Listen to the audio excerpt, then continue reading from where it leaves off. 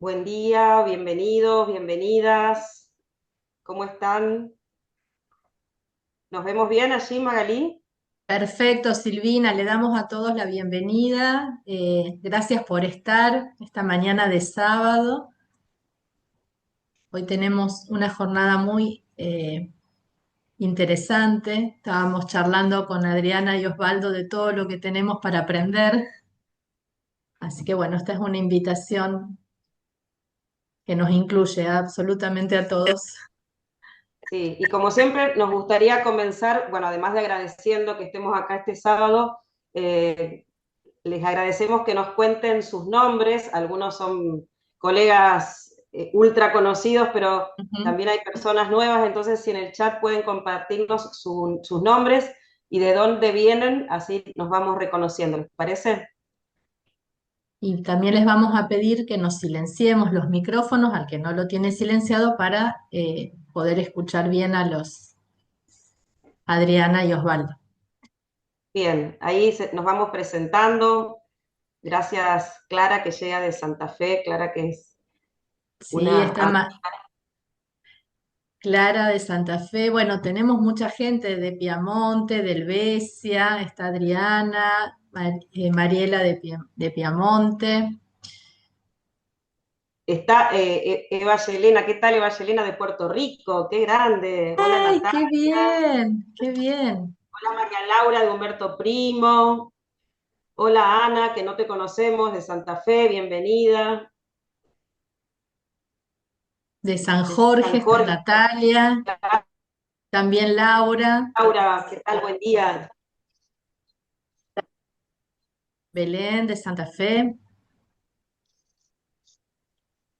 Está Eugenia de Venado Tuerto. Hola, Euge. Sí, Qué lindo verte. Hola, Mariela. Qué bueno, qué bueno. Bueno, para quienes no nos conocen, porque acá somos unos cuantos amigos conocidos, en esta ocasión somos Magalí Andrés y Silvina Francesón, coordinadoras de la especialización en mediación con familias, infancias y adolescencia. Hacemos parte de Surgir, Educar para la No Violencia. Por allí está Claudia Paris, que también coordina conmigo la institución formadora. Somos una institución formadora de la provincia de Santa Fe, nos dedicamos a desarrollar capacidades en operadores de conflictos, en personas y organizaciones, en prevención de violencias y cultura de paz. Bueno, somos un grupo diferente con distintas trayectorias y experiencias de colegas que vivimos en distintos lugares de la provincia y solemos sumar para nuestros entrenamientos y capacitaciones colegas de otros lugares de Argentina y de fuera del país. Hola Graciela de Paraguay, ah, bienvenida. Hola Karina de Chubut. Qué Chubut. lindo, qué lindo. Ahí Bueno, está Claudia también dándonos las bienvenidas. Genial. bueno, y en este Hola, webinar en particular, hola Claudia, ¿querés presentarte? hola. Saludarlos nomás y acompañarlos en esta mañana con la compañía de mi perrito también, por lo tanto, me silencio. Dale, gracias Claudia.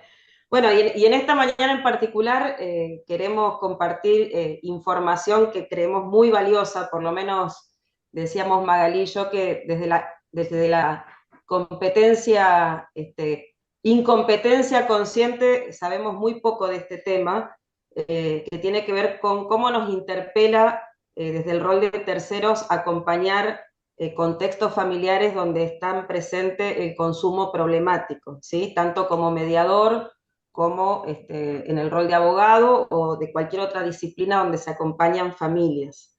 Entonces, bueno, la idea de hoy es llevarnos información de valor que nos van a compartir Osvaldo y Adriana, que son dos profesionales muy generosos que se han sumado esta mañana y que trabajan en la temática, sobre todo Osvaldo, que ya nos va a contar quién es y qué hace.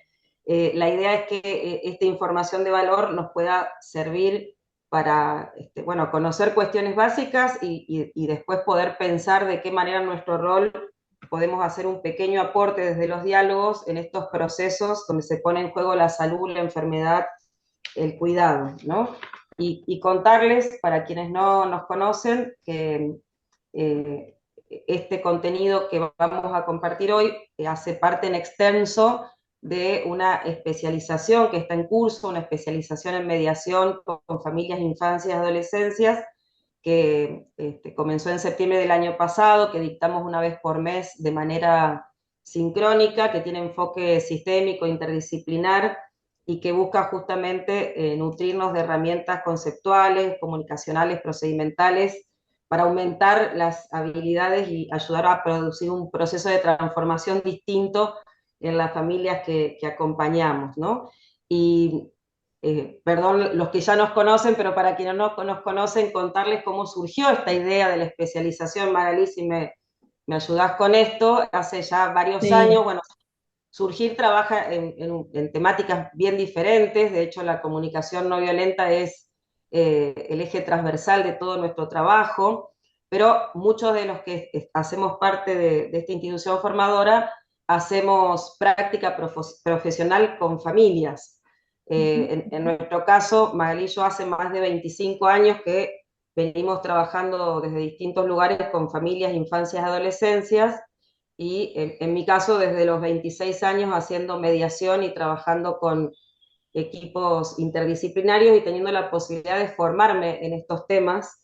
Y nos parecía, así como nosotros en su momento, Magalí, fuimos buscando así como pudimos, ¿no? Espacios de formación, espacios de acompañamiento, bueno, los equipos donde pudimos ser parte en distintos momentos de la vida, no solamente en la profesión de la abogacía, sino siendo parte de equipos de investigación, de docencia y equipos de trabajo, en mi caso interdisciplinario desde una ONG.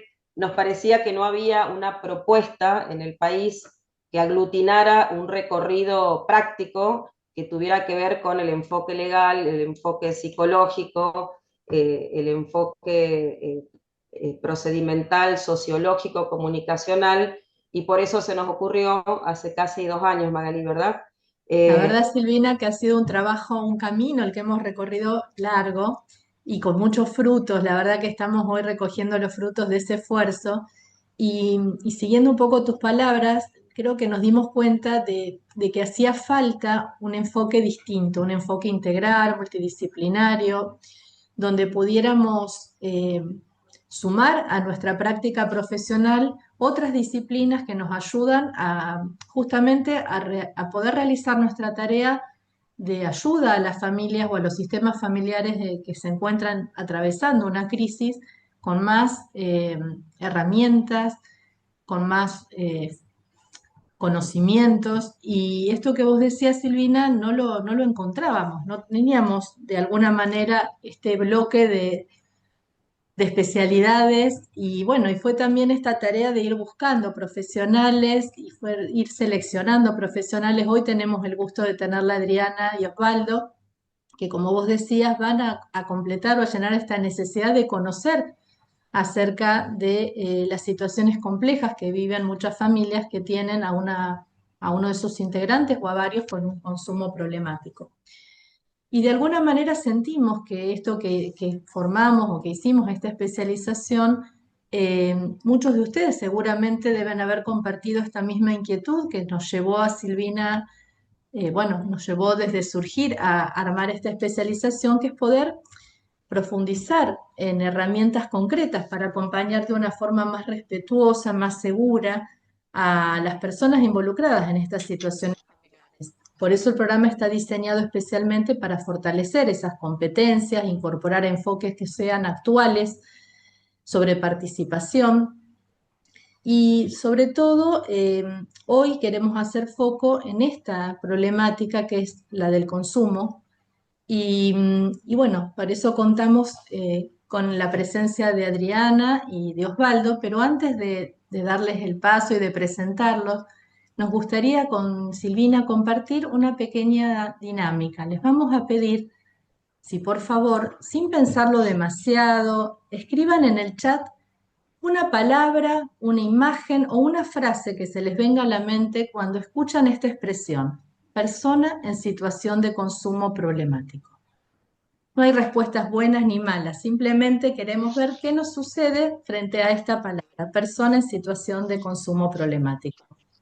Los leemos, ¿eh? Soledad, dolor, angustia, ayuda,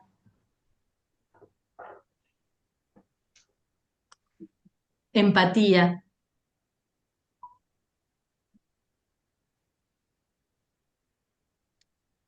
paciencia, angustia, desesperación, tristeza, miedo, necesidad, sufrimiento, laberinto,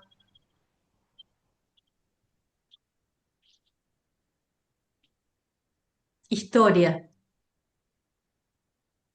Qué importante, ¿no? Todas.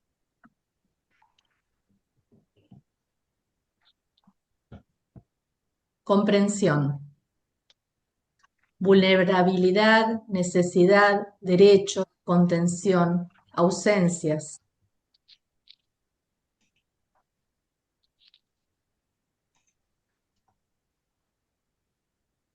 ¿Y les parece, Silvina, con todas estas palabras asociadas a nuestras emociones, también a nuestros sesgos o a veces estereotipos? Fíjense, presencias sin sentido. ¿Cuánto nos moviliza esta palabra, no? ¿Cuántas emociones van surgiendo? Sí, un poco tiene que ver Magalí con la canción que eligió Claudia. Estoy tratando de ver si puedo movilizar Sí, como, la presentación acá, no lo estoy logrando, pero tiene que ver con lo que eligió Claudia como canción de fondo justamente para poder pensar, ¿no? Esto de la oscuridad, del encuentro, de la conexión, que es un poco lo que se pone en juego seguramente cuando estamos con una situación como la que estamos. Bueno, vamos a ver cómo muchas de estas palabras están asociadas al origen y también a la solución de ciertas situaciones. Y un poco para ilustrar qué sí, sucede. no lo estoy pudiendo manejar desde Ah, acá. a ver, Silvina, espérame 2 segunditos y veo si lo puedo. Dale. Un momentito. Queríamos mostrarle un pequeño video que tiene que ver con una pequeña reflexión que nos gustó. Eh, A ver si lo puedo, Silvina. Un minutito. Gracias. Ya 2 segunditos y vamos viendo si podemos ver el. En un segundito, ¿eh?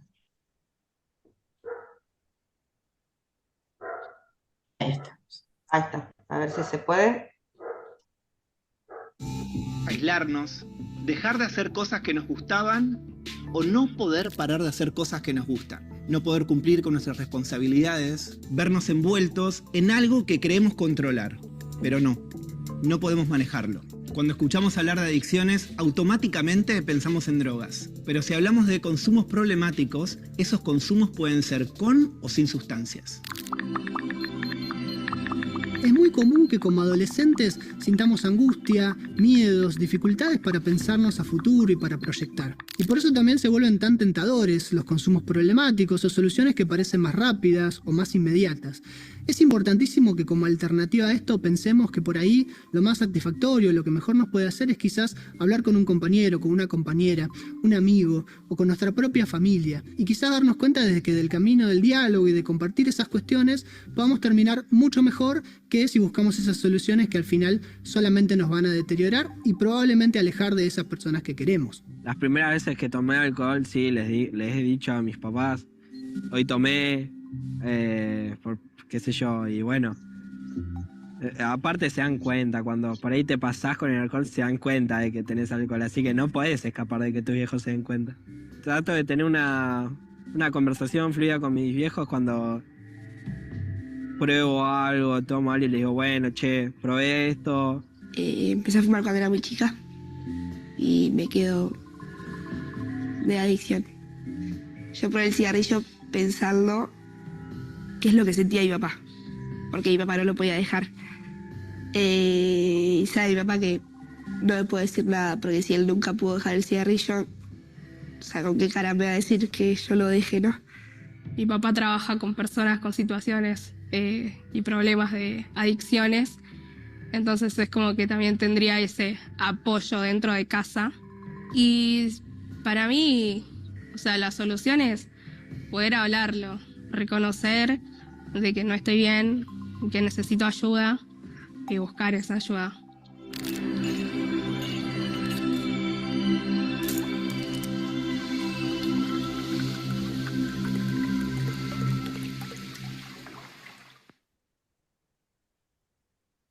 Gracias, Magalí.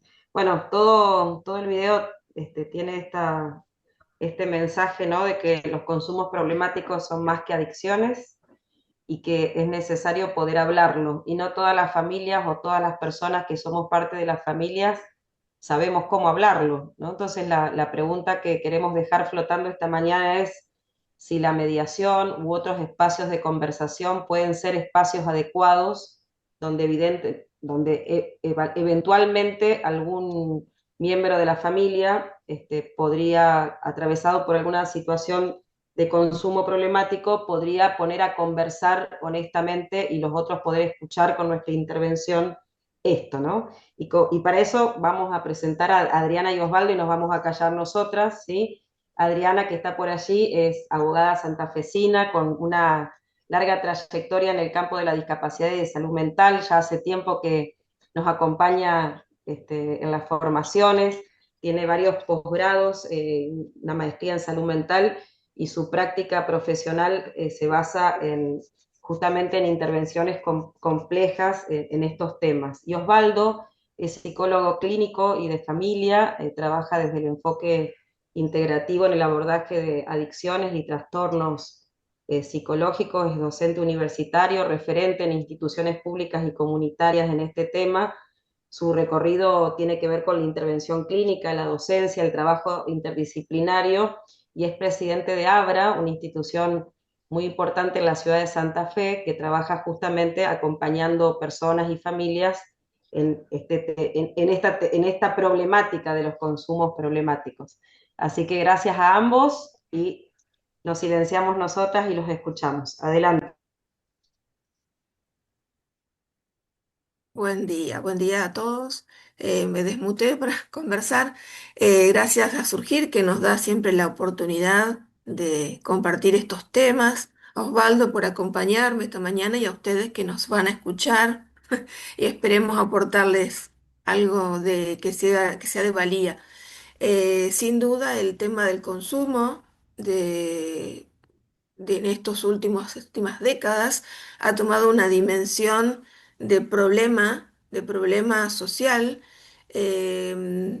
que va desde lo micro, lo meso y lo macro, digamos, desde el problema individual de la persona a lo de su entorno más cercano, pero también a la comunidad.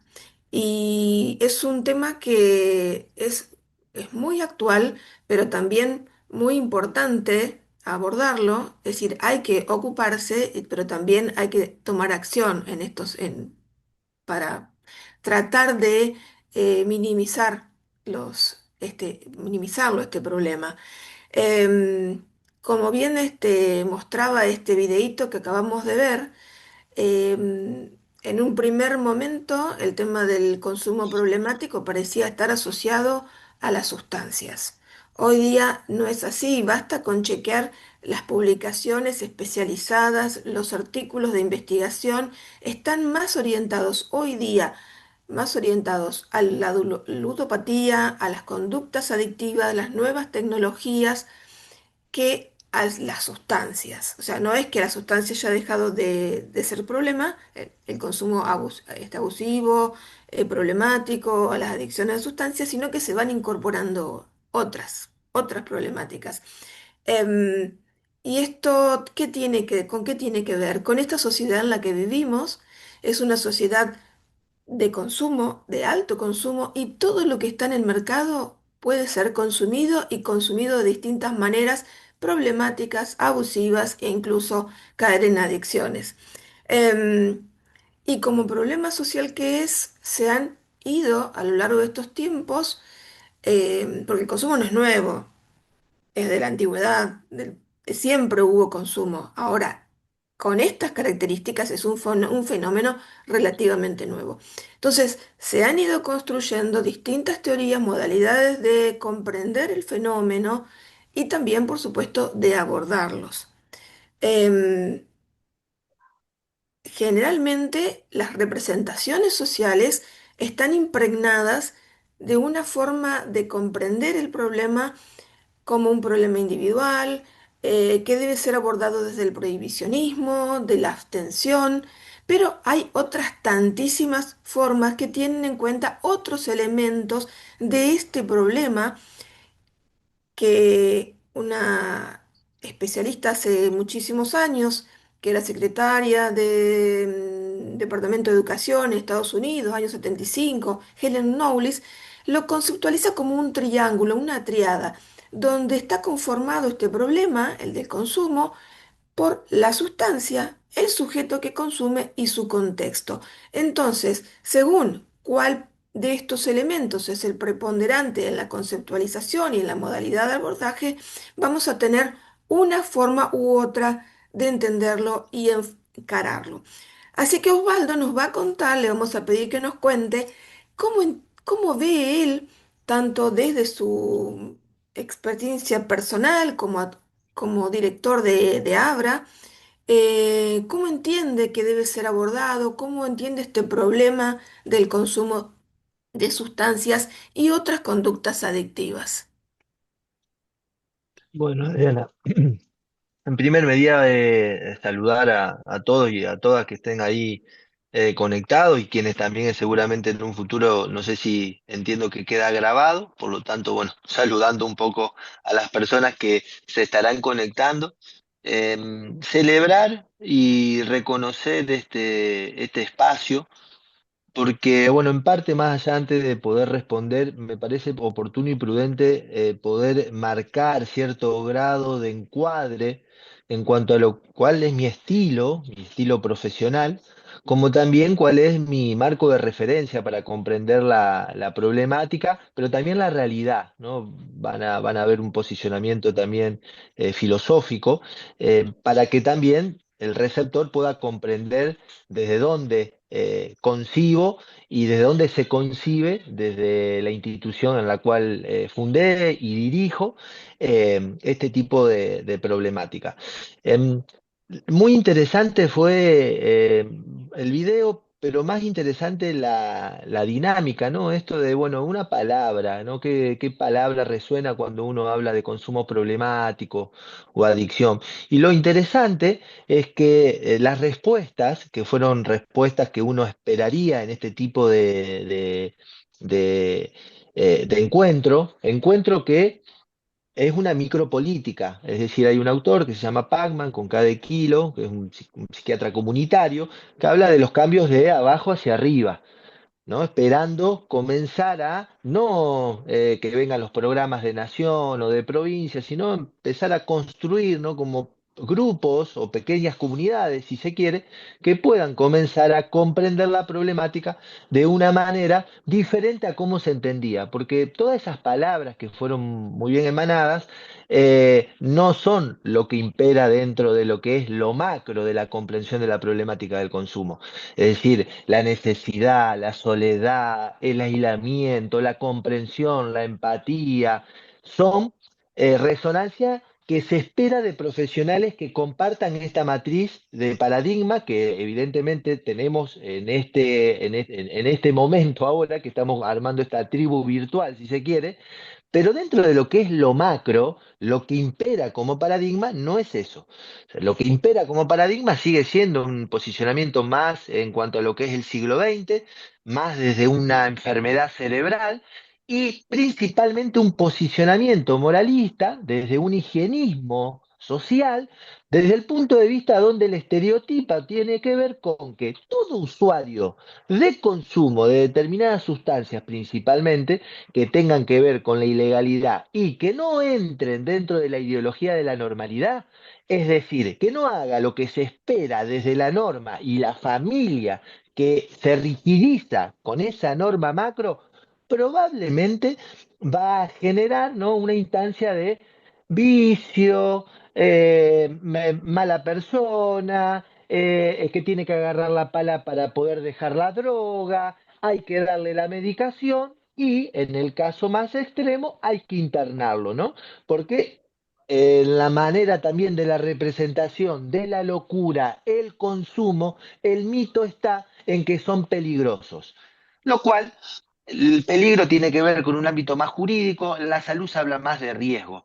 Por lo tanto, la problemática nosotros la entendemos, como bien marcaba vos, Adriana, ¿no? Sí hay un movimiento que tiene que ver con el campo científico, que fue poniendo en crisis todo este posicionamiento donde no es que se niega que hay una modificación neurodegenerativa, no solamente por el ingreso de sustancias legales o ilegales, sino cuando hay una conducta repetitiva o una conducta que genera problemas, como por ejemplo, la madre no quiere que juegue 3 horas a la computadora y el chico juega 4 horas a la computadora, eso va a generar un problema, eso va a generar cortisol, eso va a generar una neurodegeneración como le llaman los adiccionólogos. Ahora, la problemática no solo que no termina en la parte cerebral, sino que no empieza desde lo cerebral, empieza desde lo social.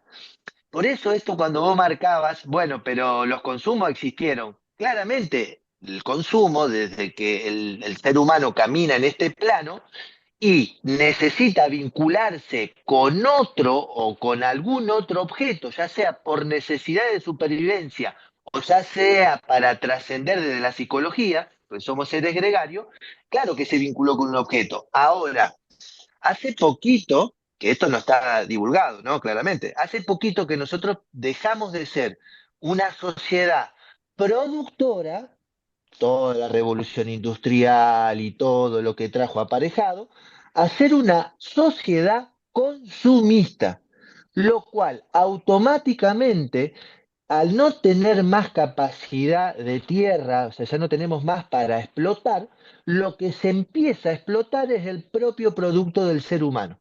O sea, el ser humano hoy ya dejó de ser una persona bio, psico, socio, espiritual, con un sentido de trascendencia en cuanto a la evolución de la especie y en la armonización con la Pachamama o la tierra. No, somos productos de consumo que nos consumimos en los objetos que nos vamos interrelacionando. Estos objetos tienen que ver, ¿no? Claramente con las sustancias legales o ilegales, actividades como lo que es la ludopatía, lo que es la virtualidad, de esa virtualidad viene el Internet, a partir de ahí también se abre todo lo que es la apuesta del Internet, todo lo que tiene que ver con pornografía que comenzó a aumentarse un montón justamente por el acceso a través del Internet y también las relaciones.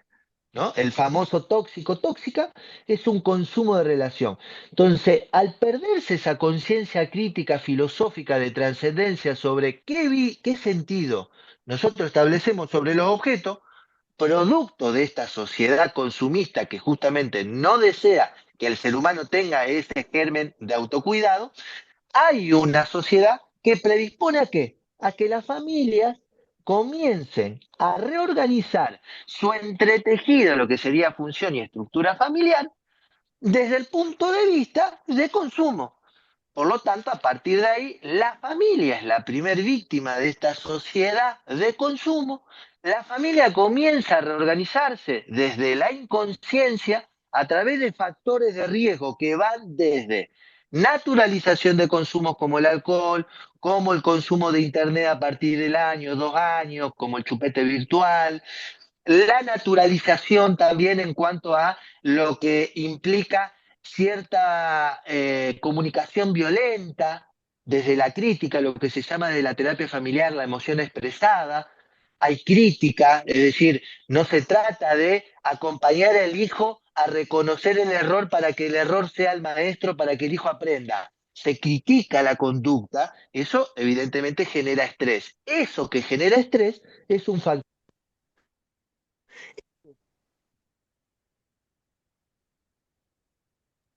Significa que porque los hijos van a salir consumidores, no, no, pero acerca, va predisponiendo, por supuesto, sin marcar abusos, violencia física, ¿no? Esos son claramente factores de riesgo que están muy correlacionados con lo que se denomina de trauma addiction, es decir, hay un hecho traumático que ese hecho traumático al no ser resuelto automáticamente necesita una adicción para hacer como una especie de autoterapia. Y por último, la víctima, si se quiere, o el consumidor, es claramente en el cual uno tiene que comprender esta dimensión donde sí hay que abordar lo neurobiológico, hay que contemplar muchas veces si se requiere o no se requiere farmacoterapia, hay que abordar lo psicológico, porque evidentemente la neurobiología va a modificar la psicología, entonces hay que acompañar ese proceso de psicología también del consumidor. Pero no se puede entender una integralidad de la problemática si yo solamente me quedo con el cerebro y con la psicología, o solamente me quedo con lo social, o solamente me quedo con lo familiar. Lo que hay que generar es un factor de relación entre predisponentes de estos factores para poder comprender por qué una persona tiene un consumo problemático o tiene una dependencia, ¿no? Que son diferentes concepciones. No sé, Em, Adri, si sí, pude responder. sí, sí, es muy completo y muy complejo explicar, digamos, lo tenemos que comprender desde una óptica multifactorial, multicausal, y que no podemos dejarlo aislado, no podemos, como, que si creo que entendí lo que querías, donde no podemos entenderlo a la familia separada, al sujeto separado, ni al contexto separado, sino que todo tiene que estar relacionado entre sí y ese escenario completo es lo que tenemos que mirar para trabajar. Eh, no Sí, sé si, y perdón, Adri, y esta obviedad teórica o intelectual o conceptual o paradigmática no es la que impera en la realidad. claro, La que claro. impera en la realidad es la multidisciplinariedad. Entonces el psiquiatra lo ve, el psiquiatra evalúa, ve que hay una alteración neurobiológica, en algunos casos se le hace un aminograma, determina que debería darle un antidepresivo y debería darle un antiimpulsivo con la instancia de manejar el craving o el deseo de consumo. Bien, pum.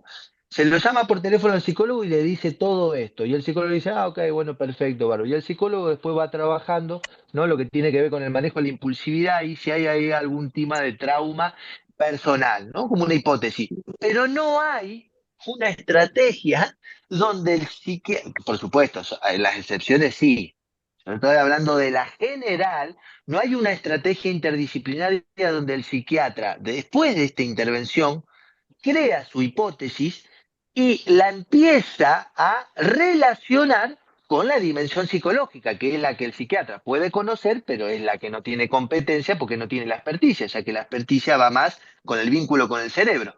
Entonces, a partir de ahí es donde se establecen relaciones desde el punto de vista, por ejemplo, donde el psicólogo puede establecer como estrategia bajar la medicación para que pueda tolerar un poco más la angustia y ahí evaluar si se puede autorregular la impulsividad y que el psiquiatra esté de acuerdo en realizar ese tipo de estrategia para luego evaluar al mes o a los 2 meses si la persona aún no desarrolló sus propios recursos psicológicos, por lo tanto tiene que volver a la medicación, o bien desarrolló sus componentes psicológicos, por lo tanto va a ir dependiendo cada vez menos de esa medicación. Esto que estoy diciendo sucede en las mínimas situaciones clínicas y en la mayoría es una transmisión de información y cada uno después que se maneje.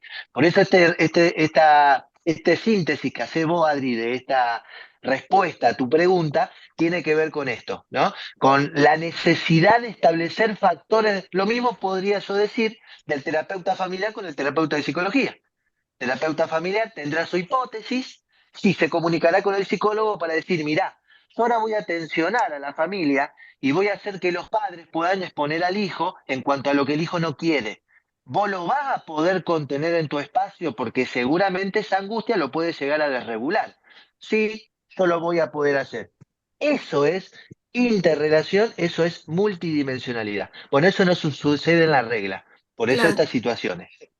En función a las palabras que surgieron ahí, que en el chat, que escribieron en el chat, cuando las iba leyendo, como temor, miedo, desesperanza. Bueno, me las pensaba como que son palabras que atraviesan tanto al sujeto que consume como al entorno de ese sujeto, a su familia o sus relaciones afectivas. ¿M?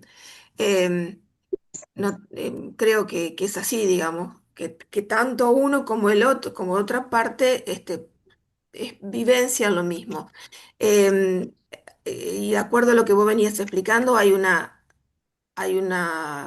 familia tiene mucho que ver, que hacer en este problema. ¿Cómo ves la participación de la familia? La, la, mm, Siempre yo como para poder también comprender por qué la problemática del consumo ha evolucionado tanto a una pandemia social, y entiéndase pandemia social por el tema de pandemia COVID, es decir, ya somos muy conscientes de lo que implica una pandemia, es decir, nadie está exento. Y si no te está tocando, en algún momento te va a tocar, y si no te toca a vos, probablemente te va a tocar a alguien del el entorno muy inmediato. Y acá es muy importante mencionar que de la misma manera que tenemos una sociedad enferma, inconsciente de esa enfermedad, que es lo peor, lo mismo sucede en la regla de las dimensiones familiares, en la familia. La familia todavía sigue comprendiendo, esto es la regla, por supuesto, siempre están las excepciones. Yo lo menciono también desde una casuística clínica. Dentro de una reducción de casuística, yo soy investigador y tengo 15 años de trayectoria, una casuística de 3.000 situaciones en las cuales he operado. De esa casuística, que son de la provincia de Santa Fe, en un 70% concentrado en la ciudad de Santa Fe, eh, yo podría decir que entre el 70 y el 80 el 70 y el 80% de esas familias correlaciona, es decir, es directamente proporcional a similar a la inconsciencia de su responsabilidad como la sociedad, ¿no? Es increíble cómo en la clínica, cuando las familias se acercan a solicitar, existe una baja percepción de riesgo y de conciencia del compromiso que ellos han tenido, sin ser conscientes en algunos casos, en predisponer a que esa enfermedad del consumo siga estando. Entonces hay como un mecanismo de lo que se denomina síndrome depositario. Ese documento, si ustedes lo requieren, yo se los podría compartir. Es un documento a modo científico de lo que es la institución ABRA, que lo que hace ese síndrome depositorio es describir y poder darnos cuenta cuando viene una familia y dice, che, necesito que puedan solucionar este problema que tiene mi hijo, mi marido, mi hermano, que cuando uno se pone a analizarlo, tiene un correlato, porque si la problemática se sigue entendiendo como una problemática cerebral, y en los casos donde el paciente no tiene adherencia a esa problemática cerebral, es decir, es resistente, entonces lo que se hace es se le reta, ¿no? Como una cuestión de es un paciente que se porta mal.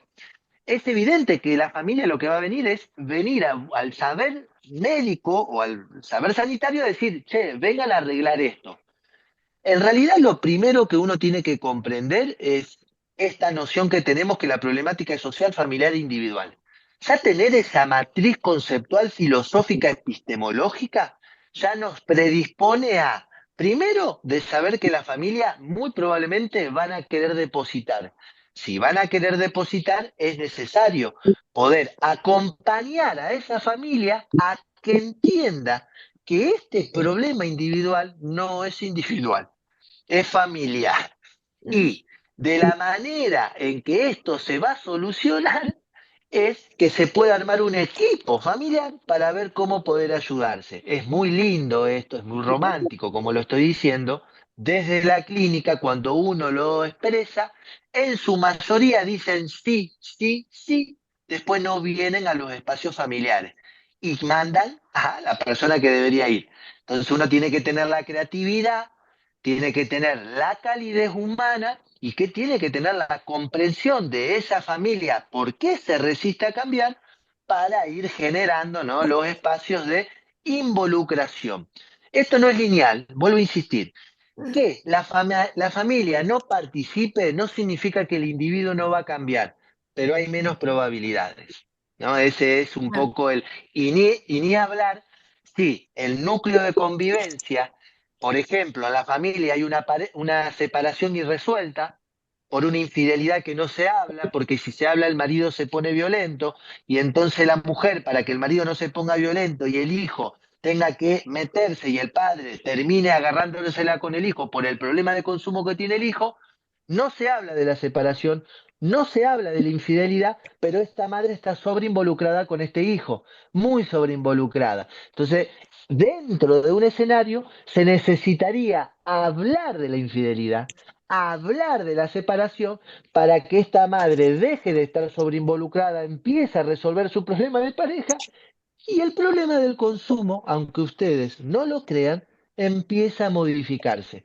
ya sea o se reduce y en algunos puntos desaparece, ¿no? Dejan de vincularse con el objeto problema, lo que sería.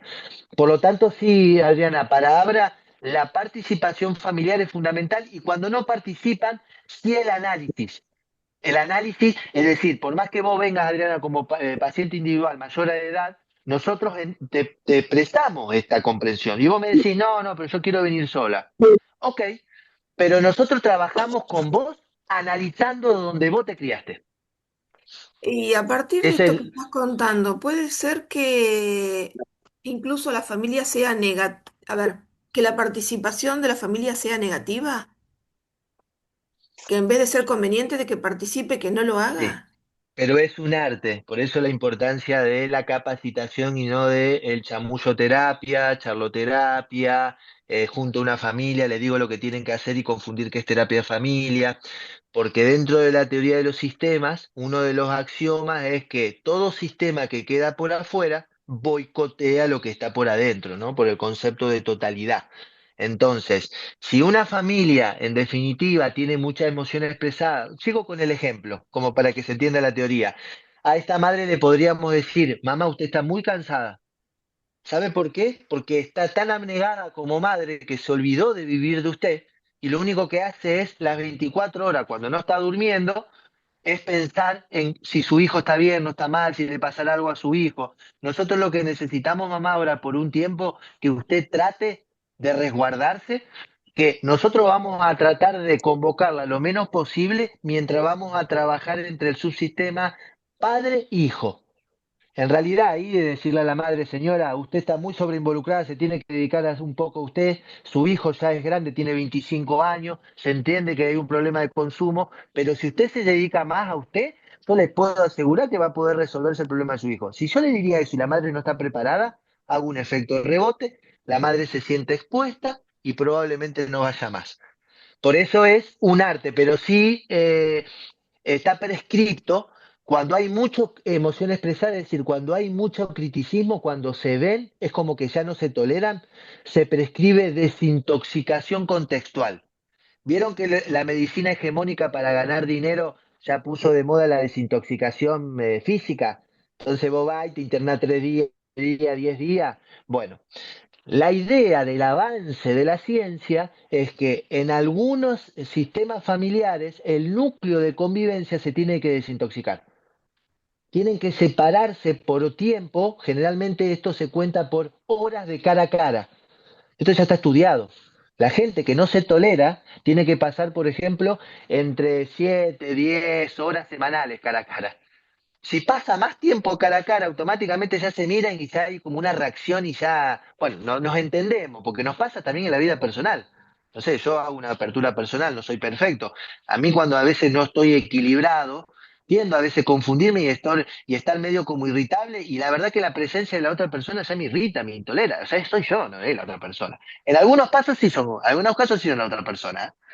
Y más allá de la terapia, así, profesionales dentro del ámbito de la salud, ¿cómo ves a la mediación como un espacio de poder acercarse a esas terapias o a ese tratamiento desde el ámbito de la salud, a lo sanitario, Mira, acercar a lo sanitario? sí, acá me parece fundamental. Ante esta pregunta es primero realmente es resaltar la valentía, porque salir de la incomodidad implica valentía. Entonces, que haya un grupo de abogadas, ¿no? Abogados, que ponga en crisis uno de los sistemas, para que se imaginen, el sistema de salud a grandes rasgos, para entender la problemática del consumo en Argentina, todavía lo entiende como de los 80-90, a grandes rasgos como para no. La justicia de los 60-70. En ese sentido, generar esta instancia donde desde la misma disciplina, dentro del ámbito de justicia, comienza a generar, ¿no?, estas revoluciones intelectuales intelectuales y humanas, me parece más que oportuno. ¿Por qué? Lo primero que me parece a mí que un mediador tiene que tener como competencia, por si alguna vez lo quieren correr, pero ustedes no quieran hacer cosas que no son de su competencia, ustedes hay el artículo 7 de la Ley de Salud Mental, que es los derechos del paciente, los derechos del usuario. El inciso C habla de que las intervenciones tienen que estar basadas en la evidencia y en la cientificidad. ¿Bien? Entonces, es decir, hay que mostrar alguna sistematización, algún referente, algún argumento. Hasta el día de la fecha no existe un paper científico que diga la cura de la problemática. ¿A qué predispone esto?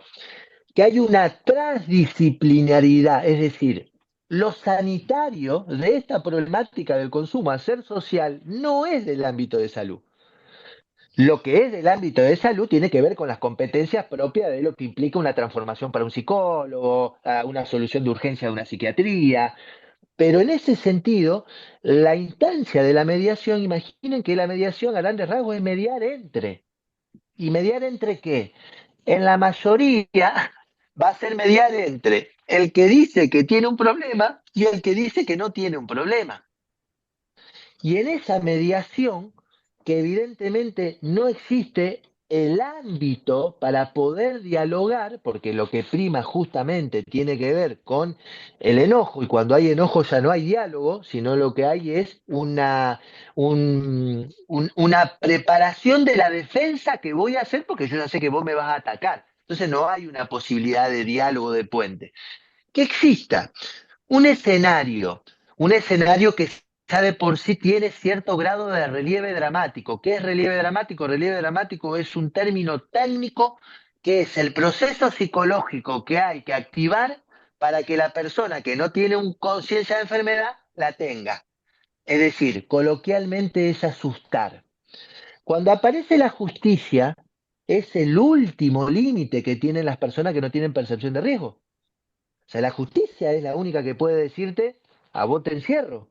Díganme si yo me puedo equivocar, que puede llegar a ser, ¿no?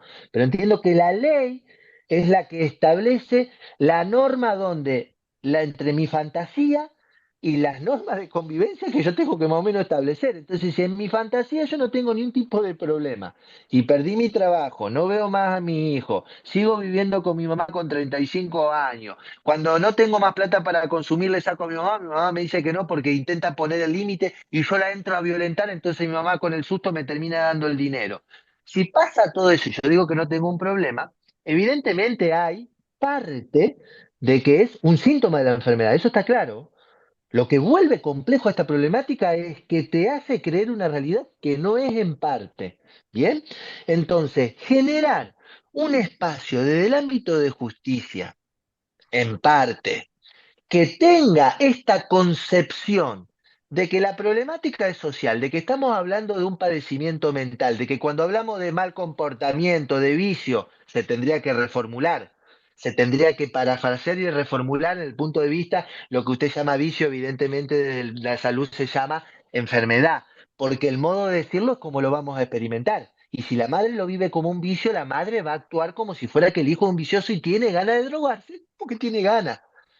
Por lo tanto, me parece que el rol de la mediación tiene como ese plus previo de que en un ámbito de justicia se estaría realizando un espacio donde nos vamos a poder escuchar el sufrimiento de todos los que estamos aquí presentes para poder llegar a una resolución que siempre tiene que ser de menos a más. Siempre. ¿Por qué? Por la mirada salutogénica, el artículo 3 de la Ley de Salud Mental. la visión salutogénica, que la visión salutogénica no es una cuestión hippie. Hay un paradigma, que es el paradigma del buen vivir, que es recoger, ver lo psicopatológico, pero tenemos que ver lo salutogénico. Si no, solamente vamos siempre patologizando. En ese paradigma de buen vivir, el hecho de que en la mediación se pueda poner palabra y tolerar lo que en el ámbito natural no se tolera, automáticamente ya predispone a activar esos factores de protección, de autocuidado que tenemos. Y probablemente ese sistema se comienza a autoorganizar. No significa que van a ser exitosos en los 100%, pero sí marcar de que ya la instancia esa ya puede predisponer a un cambio. Luego, ¿no? Hay que ir evaluándolo si se quiere. Pero ese para mí es el rol fundamental, Adriana, que tiene Y el de la mediación. de la mediación. ¿Y pensás que hay un momento que es el más oportuno para esto o hay que esperar algo o lo Sí, antes yo creo que posible? aquí, sí, yo creo que acá lo ideal siempre sería, creo que si se va a pensar en una mediación es porque a mi criterio creo que ya aparecieron indicadores de riesgo. Ahora hay que evaluar de los indicadores de riesgo. En mi experiencia, esos indicadores de riesgo que dice que la persona se está por morir o va a matar a alguien, en el 70-80% lo único que eran era emoción expresada de la familia y lo que la familia querían decir es que querían que no viva más esa persona ahí o que no se querían encargar más de esa persona porque ya estaban cansadas. No es que había una situación de riesgo. Me parece a mí que van a llegar con esa instancia. Creo que acá me parece a mí más que fundamental que la mediación pueda ser, inclusive yo creo que esto, yo no sé si hay una legislación, no lo sé, pero a mi entender previo a ejecutar una internación involuntaria, es decir, cuando va a ser prolongada, recuerden que la internación involuntaria puede ser hasta 48 horas justamente porque la persona se estaba por matar, y luego tiene el órgano de revisión hasta 60 días, 90 días, bien, ahora bien no recuerdo, donde hay que informar cuando esa persona continúa involuntaria. Pasado los 90 días y si la persona continúa involuntaria, el órgano de revisión de salud mental debería tener informe por qué sigue de manera involuntaria. En esa instancia, creo yo, es decir, salvaguardando internaciones involuntarias de urgencia cierta, de riesgo inminente para la persona o para tercero, debería prescribirse la mediación. Es decir, cuando se están haciendo los trámites de internar involuntariamente una persona, se debería prescribir una mediación. En la instancia donde hay situaciones donde la familia quiere que realice un tratamiento de internación y la persona quiere hacer un tratamiento ambulatorio, también la mediación podría ser indicado. Recuerden lo salutogénico y recuerden que en el espacio de mediación se va a hablar y se va a poder tolerar hablar de lo que teóricamente no se puede en el ámbito natural. Eso puede predisponer desde lo salutogénico la autoorganización y tal vez el usuario puede encontrar el desafío de dejar de consumir de manera ambulatoria por el solo hecho de no querer internarse para no reconocer a la familia que tenía la razón de que tenía que internarse. Aunque Porque ustedes no lo crean, le creaste el relieve a- dramático. exactamente, exactamente. Hay casos, yo cuento experiencia de casos, vuelvo a insistir, no son la regla, pero hay casos, por ejemplo, 2 o 3 casos que han sido de esta manera. Por ejemplo, un caso que me acuerdo perfecto. Vinieron la familia, el muchacho no venía, vino otra vez la familia, el muchacho no venía, había mucha violencia, estamos hablando de un muchacho de 40 años. ¿Y qué hicimos nosotros con la abogada que cumple como un rol de mediación dentro de ABRA, porque realiza intervenciones psicojurídicas que tienen que ver con los derechos y deberes que tienen tanto el sistema consultante como también nosotros los profesionales? Hicimos una nota donde nos referenciamos, hola Osvaldo Charlo, mi nombre es fulana de tal, soy abogada, pertenezco al equipo interdisciplinario de Abra, era para comentarte que tu familia vino a 2 encuentros, nosotros te habíamos invitado, pero vos evidentemente no querías venir, entendemos que tenés tus razones. Con este sentido, te invitamos tal día, tal hora que vos puedas venir para que puedas saber de qué estuvimos hablando de vos, no estando vos presente, y evitar de esta manera que aparezca cierta judicialización y que pueda haber un impedimento de tu autonomía y libertad. Te dejamos un fuerte abrazo y vino. No, Claro, esto no ¿cómo significa que no lo va a hicimos, venir? no significa que lo hicimos en otros casos y funcionó, pero en este caso que nosotros lo diseñamos, vino. Bueno, esto es un ejemplo del Sí, relieve sí, sí. dramático y del rol. claro. y del arte y de la Eh, creatividad. Y sí, sí, no, no, realmente las palabras para un Lego que le pongas eso, obviamente que tiene un impacto fuerte. Eh, Así que, bueno, Ah, em, ah, ahí cuando, están preguntando, Adriana, justo preguntó alguien, dice de qué relevancia tiene cuando el juez, no sé, capaz que las preguntas ustedes las hacían después al final, porque em, había una participante que preguntaba qué relevancia tiene cuando el juez ordena a realizar un proceso psicológico.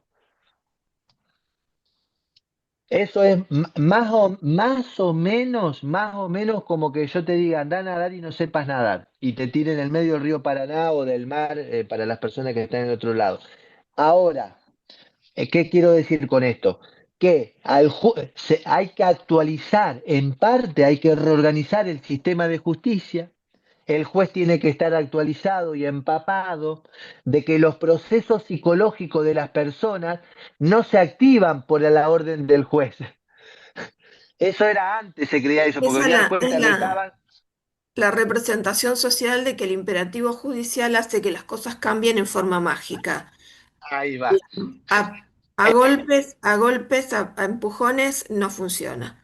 La Ahí ante esa, voluntad es, ahí, perdón, Adriana, ahí, yo como para que no quede, porque si no, es decir, ahí el juez debería estar actualizado, en eso el juez debería estar actualizado, se debería tener un equipo de profesionales o se deriva a mediación o profesionales psicólogos que sepan cómo trabajar con personas no motivadas. Porque eso también es un mito. Creer que si la persona no está motivada no se puede hacer más nada, ¿no? Eso es un mito. Es verdad que es como un cáncer grado 3 o grado 2 avanzado, y sí, las probabilidades bajan, pero tenés algunas intervenciones. Ahora no es ahora el modo de hacerlo, si no me van a claro. matar con el tiempo, ¿no? Pero Ujú. sí se puede hacer. O sea que dando respuesta, debería haber eso. Debería existir un cuerpo, o sea, el juzgado debería tener, o debería haber una matriz dentro del sistema de salud de profesionales que sean competentes, que marcan. Yo soy una persona, por ejemplo, competente, a mí me gusta trabajar con personas no motivadas. A mí no, o sea, yo ya Desafío. pasé mi. Exactamente. Claro. O sea, te iba a preguntar, digamos, someterse a una mediación no significa necesariamente, no implica necesariamente que obtener el resultado que las partes o alguna de las partes este, quería, pero eh, puede ser lograr algún acercamiento. ¿Qué es lo que podemos llegar a esperar de la mediación? ¿Qué deberían Sí, hacer los mediadores para tener algún tipo de resultado? claro, ahí tendríamos que hacer un seminario específico Ah, porque realmente es fino el asunto, pero a grandes rasgos, em, primero tienen que basarse sobre qué población medianamente va a venir. Esa población, la que va a venir, es una población que lo que cree, que entiende, no lo entiende. Por lo tanto, si ustedes se ponen como expectativa de que tienen que cumplir lo que le va a traer el sistema consultante, bueno, tengan cuidado, porque en temas de consumos problemáticos de 10 van a fallar 7 u 8. ¿Por qué es esto? Porque lo que trae el sistema consultante, como no es muy consciente de lo que realmente es, trae quejas. Y ustedes lo que deberían ahí sacar es la demanda implícita, ¿no? Entonces, ¿cuál sería, por ejemplo, una expectativa que tendría yo en el encuadre? Sería, en primer medida, prevención de frustración, ¿no? Esto es decir, bueno, no sé en qué medida vamos a poder lograr el 100% de acuerdo a lo que ustedes estarían esperando lograr. Por otro lado, que podamos hablar acá un tema de lo que no se puede hablar en su escenario natural, porque se matan a piña, para nosotros ya va a ser un logro, en parte, no sé para ustedes. Es así de complejo el arte. Creo que mm, otro documento que también les podría acercar, tanto como el del síndrome del depósito, como lo que es la diferencia entre queja, motivo de consulta y demanda implícita. Porque en este arte, que ustedes tienen herramientas, ¿no? De la reformulación, del parafraseo, del resumen, de la síntesis, ¿no? Que son parte de las técnicas de su rol, bueno, la van a tener que agudizar para poner en crisis ese marco de referencia. Eso se llama alianzarse con el síntoma. Es decir, ustedes van a dudar lo que le va a traer el sistema consultante, no porque el sistema consultante es jodido, es porque el sistema consultante no entiende en parte lo que está pasando y ustedes sí la están viendo. Esa es Cuando, como... Sí. perfecto, perfecto. Em, Pero después cuando- podemos hilar fino, se puede hacer una biopsia de cuál tendría que ser el estilo del rol de mediación. Se podría hacer una biopsia ahí. Me encanta, Pero tomo la palabra para ir cerrando y no abusar del tiempo. Me vuela la cabeza lo que traes, Osvaldo, y me encanta. Gracias, Adriana, por cómo introdujiste la complejidad.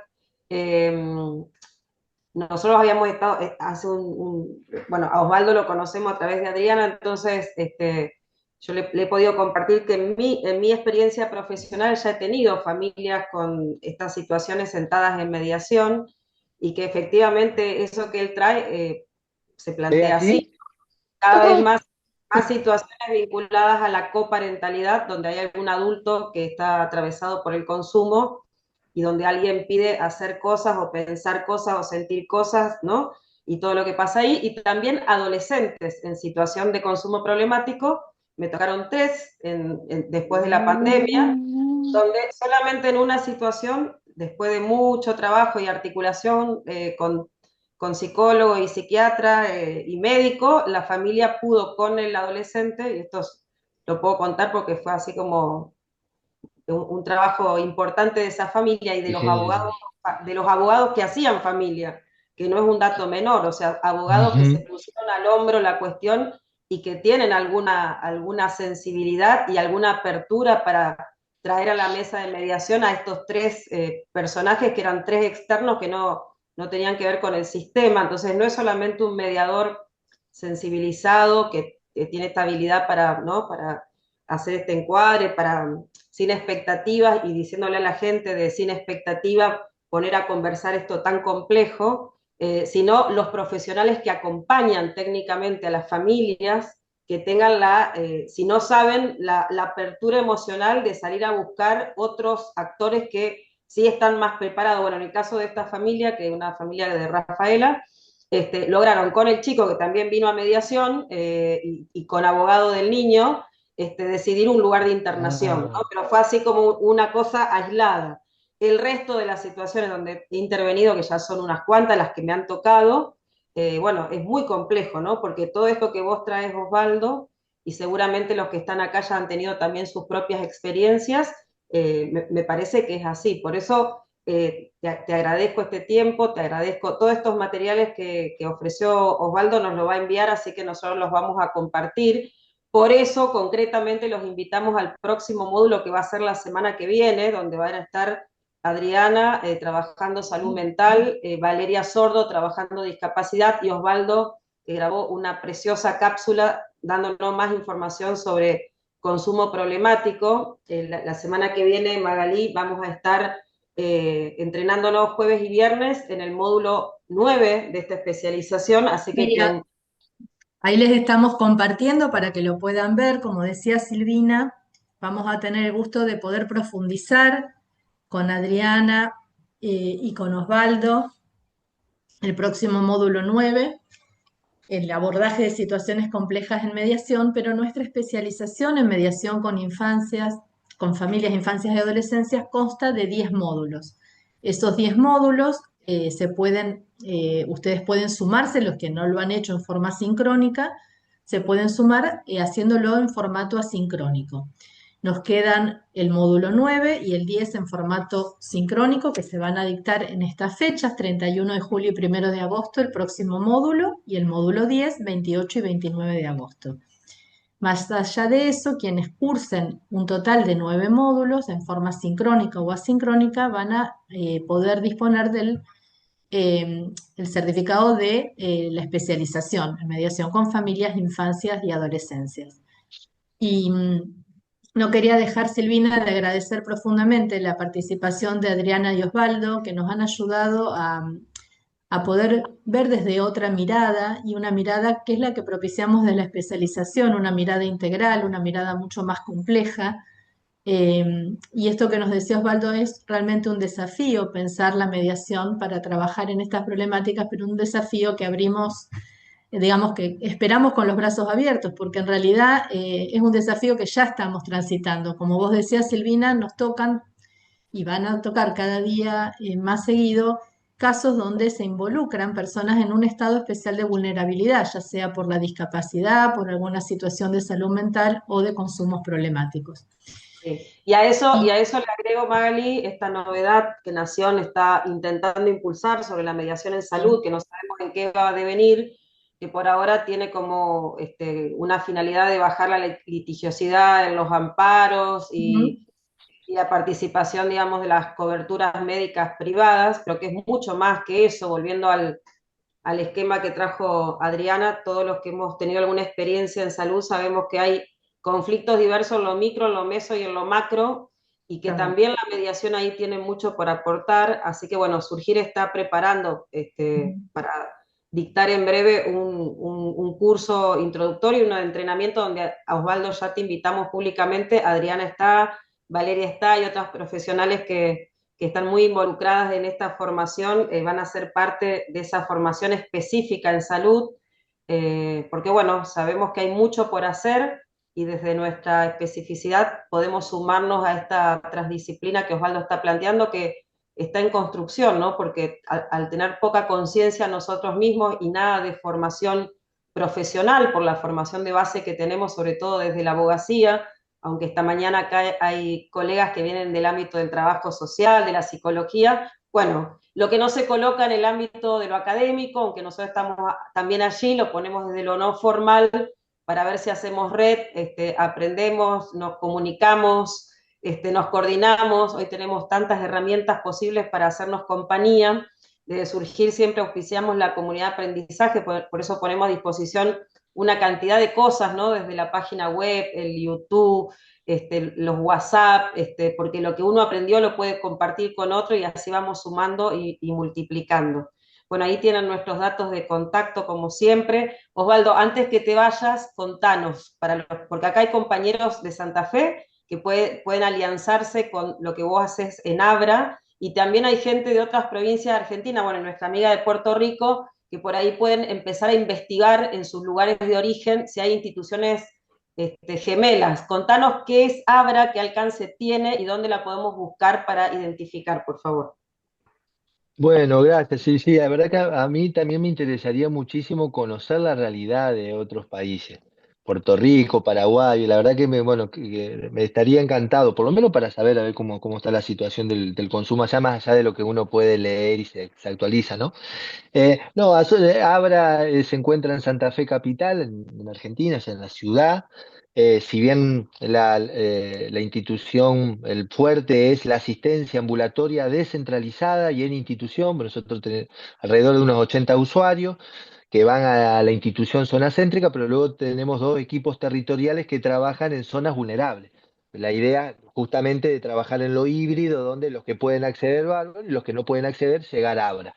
Pero también lo que hacemos es investigar, formar y capacitar sobre lo que es la problemática. Hay una página, así como Asociación Civil Abra, sí van a encontrar una página web, Asociación Abra en las redes. A mí me encanta, me encantaría muchísimo sí establecer vínculo, pero para poder tener conocimiento a ver cómo es la normativa y cómo es la practicidad en otros países. Pero bueno, esa es un poco lo que es Abra como institución. Lo importante, Osvaldo, que bueno, Ahí mando.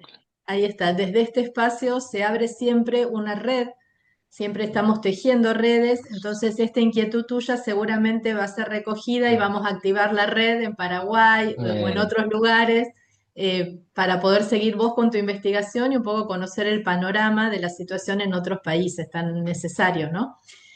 Bueno, Silvina, Le hago, perdón, sí, Adriana. en función de alguna de las preguntas que rápidamente no leí mucho lo que estaba en el chat, pero en cuanto a materiales, los invito a que se sumen al módulo que vamos a tener la semana que viene y ahí están muchos materiales que tienen que ver con esa respuesta a esas preguntas que habían formulado ahí en el chat. Así que los invitamos la semana que viene, nos encontraríamos por este medio. ¿M? Un gusto haber participado. Gracias, Osvaldo. La gente de Surgir, como siempre. y muy gustosa este espacio, me encantó. Bueno, Gracias, un abrazo Adriana. grande, gracias por lo que traen en el chat, gracias a la amiga de Paraguay, la amiga de Costa Rica, De Puerto Rico, gracias a Silvina, ya todos nos están los garantizando que van colegas a que ser, siempre están allí apoyando. sí, te digo que ya se activó la red, ¿eh? Ya nos están ofreciendo desde Puerto Rico hacer su contribución. Así que Osvaldo, ya tenemos un nuevo contacto. Bueno, bueno, Qué bueno, bueno, qué bueno. le agradezco mucho. Yo siempre digo, cuando me aparecen estas instancias así como las de recién, yo, permítanme, no estoy delirando, pero bueno, he leído en mi transformación también personal, me he ido un poco a la parte más metafísica, transpersonal, creo mucho en el alma o espíritu, creo que muchas veces cuando se da cierta sinapsis interpersonal o química, a mi entender es porque en alguna otra vida, en algún otro momento, porque si no, no puede haber tan feedback cuando en realidad hace mucho ruido lo que nosotros estamos hablando y casi que no hay.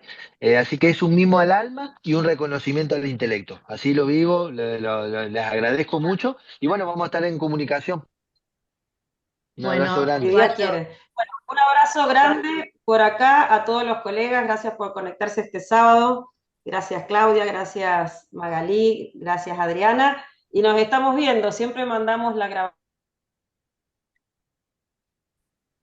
bueno, ahí. Quería Eso que agregarles que se- va a estar la grabación disponible, pero bueno, que los esperamos a todos el próximo jueves y viernes. Está el link para que te puedan inscribir y va a ser un gusto seguir profundizando con estas excelentes personas que nos han brindado todo lo que conocen el día de hoy. Y bueno, tenemos mucho más para seguir profundizando y avanzando en este tema que realmente es apasionante.